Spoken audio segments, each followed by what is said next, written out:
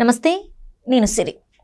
జోగి రమేష్ ఈ పేరు వింటే చంద్రబాబు నాయుడు గారి ఇంటి దగ్గర ఎంత హంగామా చేశారో గుర్తొస్తుంది.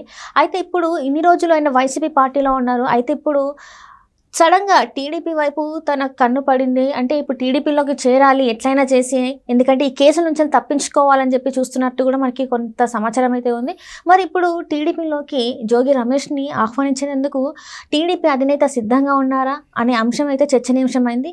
మరి టీడీపీలోకి జోగి రమేష్ ఎంట్రీ ఉందా లేదా అనే అంశాన్ని మనకు వివరించడానికి మనతో పాటు ఉన్నారు ప్రముఖ సీనియర్ జర్నలిస్ట్ దుర్గా కుమార్ గారు. నమస్కారం. నమస్తే మసిరి, మన వీక్షకులు. సార్, జోగి రమేష్ గత ప్రభుత్వ హయాంలో వైసీపీలో ఉన్నారు, మంత్రిగా చేశారు. సో ఇప్పుడు మాత్రం ఏంటంటే తన మీద అనేక కేసులు ఉన్నాయి. సో ఆ కేసులన్నీ తప్పించుకోవడానికి మళ్ళీ టీడీపీలోకి రావాలని అనుకుంటున్నట్టు కూడా కొన్ని వార్తలు ఉన్నాయి. అది ఎందుకు అంటే, ఏదైతే మొన్న విగ్రహ ఆవిష్కరణ ఉందో ఆ ర్యాలీలో తను పాల్గొనడం చాలా వరకు ఎవరికి నచ్చలేదు, కొంతమందికి అయితే నచ్చలేదని చెప్తున్నారు. మరి టీడీపీలోకి రావాలనుకుంటున్నారు. మరి దీంతో మరి పార్టీ అధ్యక్షులు ఎవరైతే ఉన్నారో, మరి అంటే సీఎంగా చంద్రబాబు నాయుడు కావచ్చు, లోకేష్ గారు కావచ్చు, మరి వాళ్ళు ఒకేలాగా ఉన్నారా లేకపోతే ఏంటంటారు సార్? అసలు అంటే వైఎస్ఆర్సీపీ పార్టీలో రెండు రకాల నాయకులు ఉన్నారమ్మా. అంటే పూర్తిగా ఒకే టైప్ ఆఫ్ మనుషులు ఉండారని కూడా మనం చెప్పలేము. కొంతమంది ఏంటంటే జగన్మోహన్ రెడ్డి గారు ఒక 30 సంవత్సరాల పాటు అధికారంలో ఉంటారనే ధీమాతో చాలా అంటే అహంభావంతో వ్యవహరించారు, దౌర్జన్యంగా వ్యవహరించారు, అవినీతి అక్రమాలకి అద్దు లేకుండా వ్యవహరించారు, దురుసుగా కూడా వ్యవహరించారు. అంటే ఏ పనైనా మేము మా ప్రభుత్వంలో చేయగలము అనే రకంగా వ్యవహరించిన వాళ్ళల్లో జోగి రమేష్ కూడా ఆ వర్గానికి చెందిన వ్యక్తే. ఎందుకంటే ఆయన ఒక ప్రతిపక్ష నాయకుడు ఇంటి మీదకి దాడికి వెళ్ళాడంటే ఎంత తెగింపు ఉంది, లేకపోతే ఎంత తెంపరితనం ఉంది మనిషిలో, లేకపోతే జగన్మోహన్ రెడ్డి గారి దృష్టిలో పడితే కనుక నాకు మంత్రి అయినా ఇస్తాడు ఇలాంటి పనులు చేస్తే అనే తరహా వాళ్ళు కొందరున్నారు. అట్లానే అందరూ ఉన్నారా అంటే కాదు, ఎక్కువ మంది అటు వాళ్ళు ఉన్నా కొంతమంది ఒళ్ళు జాగ్రత్త పెట్టుకున్నారు. జగన్మోహన్ రెడ్డి ఒక్కసారికి గెలిచాడు కానీ జగన్మోహన్ రెడ్డి ప్రజలకు చేస్తున్న మేలు ఏముంది, జగన్మోహన్ రెడ్డి ఎట్లా గెలవగలుగుతాడు, తను ఇంత అవినీతి చేస్తున్నాడు, ప్రజలకు ఏ విధమైన మేలు జరగట్లేదు, కాబట్టి మనం జగన్మోహన్ రెడ్డిని నమ్ముకుంటే మనం దెబ్బతింటాము, కాబట్టి ఒళ్ళు దగ్గర పెట్టుకుని కొందరు న్యూట్రల్గా వ్యవహరించారు, ప్రజలతో కూడా కొంచెం సమన్వయంతో బాధ్యతతో వ్యవహరించారు. ఇతర పార్టీల పట్ల, మరి ముఖ్యంగా తెలుగుదేశం పార్టీ నాయకుల పట్ల నోరు పారేసుకోవటం కానీ, లేకపోతే వాళ్ళ మీద దౌర్జన్యాలు చేయటం కానీ నియోజకవర్గాల్లో అంతగా చేయలే. కొందరైతే బాగా బరి తెగిచ్చేశారు. అందులో జోగి రమేష్ గారు ఇప్పుడు మీరు చెప్పారు, ఆయన చంద్రబాబు నాయుడు గారి ఇంటి మీదకే దాడికి సాయుధమైన మనుషుల్ని ఎంబడబెట్టుకుని ఒక 40 కారుల్లో వెళ్ళాడు. కానీ మరి అటువంటి సంఘటనని చేసిన వ్యక్తి మరి వాళ్ళ తెలుగుదేశంలో జారుతాడా అంటే ఆయనకి జారాల్సిన పరిస్థితి అయితే వచ్చేసింది. ఆయన మీద ఇప్పుడు అగ్రి గోల్డ్ భూములు కొన్నారు. కొని వేరే సర్వే నంబర్లు కొని ఆ భూములను ఆక్రమించారు. ఈ భూములను ఆక్రమించడం కోసమే అవి కొన్నారు, ఊరికే నామమాత్రంగా. దానికన్నా ఇది వాల్యూ ఎక్కువ ఉందని తెలుసు, విస్తీర్ణం ఎక్కువ ఉందని తెలుసు. దీన్ని కొనేస్తే గనక మనకు 2 విధాలా కలిసి వస్తాయి. అంటే దానికోసమే కదా సార్ వాళ్ళ కొడుకుని కూడా అరెస్ట్ చేశారు. వాళ్ళ బాబాయ్ కూడా ఉన్నాడు, ఒక ఆయన వెంకటేశ్వరరావు ఏదో ఉంది ఆయన పేరు. తర్వాత ఈయన దీంట్లో ప్రముఖంగా వ్యవహరించాడు. తర్వాత ఎలక్షన్లప్పుడు కూడా ఎవరన్నా సహజంగా చనిపోతే కూడా వృద్ధులు, అది తెలుగుదేశం పార్టీ చంద్రబాబు నాయుడు గారు పెన్షన్ ఇవ్వద్దని ఆపించటం వలన అతను ఎండల్లో వెళ్ళాడు, చచ్చిపోయాడని ఒక సీన్ క్రియేట్ చేయడానికి ప్రయత్నించాడు. అంటే వైఎస్ఆర్సీపీ వాళ్ళు ఎక్కడ చనిపోయినా, ఎవరు చనిపోయినా దాన్ని రాజకీయం చేయడానికి ప్రయత్నించారు, లబ్ధి పొందడానికి ప్రయత్నించారు. ఎందుకంటే అది జగన్మోహన్ రెడ్డి గారు వాళ్ళకి నేర్పిన విద్య ఏంటంటే, వాళ్ళ సొంత బాబాయిని ఇంట్లో వాళ్ళు చంపారని తెలిసింది కూడా అది ప్రతిపక్షం మీద, చంద్రబాబు నాయుడు గారి మీద, లోకేష్ గారి మీద, బీటెక్ రవి ఇట్లా వీళ్ళ మీద వేసి లబ్ధి పొందాడు. అట్లా ప్రతి సావులోనూ రాజకీయ లబ్ధి పొందొచ్చు అనేది వీళ్ళు కూడా ప్రయత్నించారు. అందులో జోగి రమేష్ గారు కూడా వెనకబడిన వ్యక్తి కాదు, బాగా ముందుగా ఉండి ఇలాంటివన్నీ కూడా చేశాడు.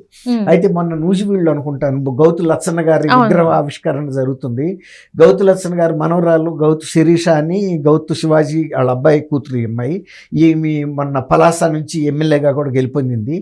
అయితే ఆ విగ్రహావిష్కరణకు సహజంగా ఆమె వెళ్తుంది.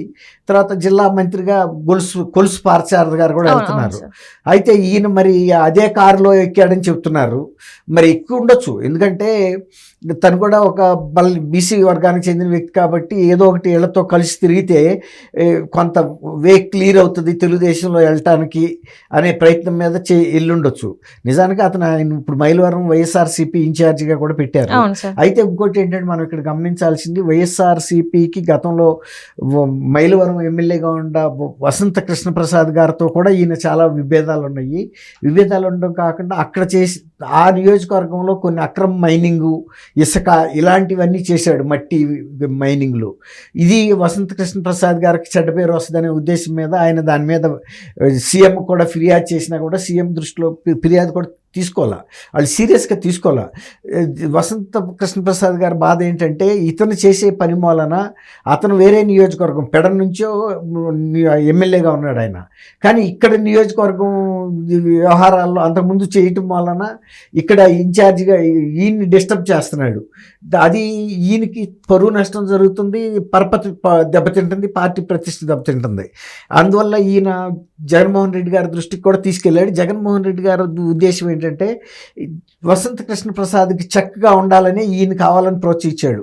వసంత కృష్ణప్రసాద్ తనంతట తను ఎదిగిపోతాడు, రేపు నా పార్టీలో లేకపోయినా కూడా గెలిచేటంత బలం వస్తే నా పార్టీ కూడా వదిలి వెళ్ళిపోతాడేమో, కాబట్టి నా పార్టీ సీటు కోసం నా కోసం అతను ఎదురు చూసే పరిస్థితి ఉండాలి అనే దృక్పథంతో ఒక చక్కగా పెట్టాడు ఈయన్ని. అది కృష్ణప్రసాద్ గారికి పొసకని పరిస్థితి వచ్చేసింది. నియోజకవర్గంలో ఒక వారంలో 2 కత్తులు ఇమ్మడలేవు కదమ్మా. అట్లాగే నియోజకవర్గంలో వచ్చి ఆయన ఎక్స్ట్రా కాన్స్టిట్యూషనల్లో ఎమ్మెల్యే లాగా వ్యవహరించడం మొదలుపెట్టాడు. కృష్ణప్రసాద్ గారికి బాగా ఇబ్బందికరమైన పరిణామాలు వచ్చేసినాయి. అసలు నిజానికి ఫస్ట్లో కృష్ణప్రసాద్ వైఎస్ఆర్సీపీ వదలని కూడా చెప్పాడు. కానీ ఎప్పుడైతే జగన్మోహన్ రెడ్డి గారి ఆంతర్యం ఆయనకి అర్థమైందో, తర్వాత జోగి రమేష్ ఆగడాలు ఎక్కువైనాయో, నిజానికి ఇట్లాంటి పార్టీలో ఉండి వ్యక్తిత్వం సంపుకు బతకటం కంటే బయటికి వెళ్ళిపోవాలి. అసలు అంతకుముందు కూడా తెలుగుదేశం పార్టీ టికెట్ అంతకుముందు కూడా ఇస్తామంది, కానీ ఆయన వైఎస్ఆర్సీపీ టికెట్ తీసుకున్నాడు. ఇప్పుడు జోగి రమేష్ నిన్న వీళ్ళతో వెళ్ళటం వలన సహజంగా ఇది పార్టీ హైకమాండ్ లోకేష్ బాబు గారి దృష్టికి వెళ్తుంది కదా, జిల్లాలో ఎందుకు జరిగింది ఈ డెవలప్మెంట్, అసలు అతన్ని పార్టీ నాయకులు, మంత్రి ఉన్నాడు పార్థసారథి గారు, తర్వాత గౌతు శిరీష కూడా పార్టీలో వయసులో చిన్నమైన ఒక ప్రాముఖ్యత గల మనిషి. ఎందుకంటే గౌతు లచ్చన్ గారు మనవరాలు, గౌతు శివాజీ కూతురు, మరి పార్టీలో మొదటి నుంచి ఉన్నామి. కాబట్టి ఆయనకు సహజంగా ఆగ్రహం ఉంటుంది. ఇట్లాంటి పార్టీ ప్రతిపక్ష నాయకుడిగా ఉన్న చంద్రబాబు నాయుడు గారి ఇంటి మీదకే దాడి చేయడానికి వచ్చిన వ్యక్తిని, ఎంత దూరంగా ఉంచాల్సిన వ్యక్తిని మంత్రి గారు కారులో పెట్టుకుని తీసుకెళ్ళటం అనేది పార్టీ కార్యకర్తలకు కూడా ఒక తప్పుడు సంకేతాలు ఇచ్చినట్టు అవుతుంది. అంటే మనం ఎవరినైనా పార్టీలో చేర్చేసుకుంటాం, అంతకుముందు తెలుగుదేశం పార్టీ కార్యకర్తల్ని బాగా ఇబ్బంది పెట్టిన వ్యక్తిన, తర్వాత చాలా నోరు పారేసుకుని అందరినీ లోకేష్ బాబు గారిని తిట్టాడు, చంద్రబాబు గారిని, ఎవరినైనా కుటుంబ సభ్యుల్ని. కానీ ఇప్పుడు ఈయన కొడాలి నానికి, వల్లంనేని వంశీకి, పేరు నానికి, వీళ్ళ క్యాడర్కి తక్కువ మనిషి ఏం కాదు. ఓ రకంగా వాళ్ళకి కొడేలు ఈక్వల్ అని మనిషి. ఇలాంటి భూ కబ్జాలు చేయటంలో కానీ, తర్వాత రాజకీయంగా నిందలేయటంలో కానీ, సహజ మరణాలని హత్యలుగాను చేసి రాజకీయ లబ్ధి పొందటంలో కానీ, కుట్రలు చేయటంలో అన్నింటిలో ఉన్నాడు ఇతను. కాబట్టి సహజంగా తెలుగుదేశం అధిష్టానంగా ఉన్న చంద్రబాబు గారికైనా లోకేష్ బాబు గారికైనా కూడా ఖచ్చితంగా అభ్యంతరమే, కార్యకర్తలు కూడా అభ్యంతరకరమే. కాబట్టి వాళ్ళు లోకేష్ గారు ఒక గట్టి సంకేతం వదలుచుకుని ఆయన బయట వార్నింగ్ ఇచ్చాడు, కార్యకర్తలు ఇట్లాంటి వాళ్ళని ఎప్పుడు కూడా మీరు దగ్గరికి రానివద్దు. ఫస్ట్ వార్నింగ్ అంటే తప్పు తెలియక జరిగి ఉండొచ్చు, అక్కడుండే స్థానిక పరిస్థితుల్లో ఆయనే వచ్చి ఎక్కేసి ఉండొచ్చు.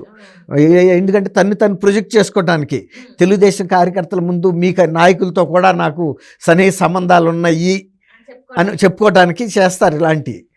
కాబట్టి ఇది ఒక మొదట్లోనే ఈయన తుంచేశారు లోకేష్ బాబు. థ్యాంక్ యూ అమ్మా శ్రీ, మన వీక్షకులు కూడా.